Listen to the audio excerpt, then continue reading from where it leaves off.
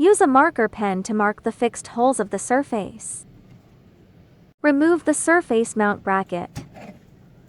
Use a 6 mm impact drill to drill holes at the marked positions. Insert the 3 expansion pipes into the drilled holes. Lock the bracket by 3 screws.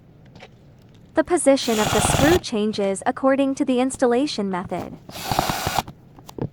Connect the cables to the corresponded interfaces on the main unit.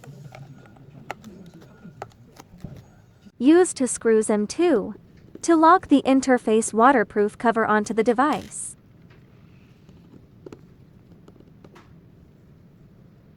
Align the unit with the top of the bracket, then press down to lock it. Use the included hex wrench to tighten the screws below.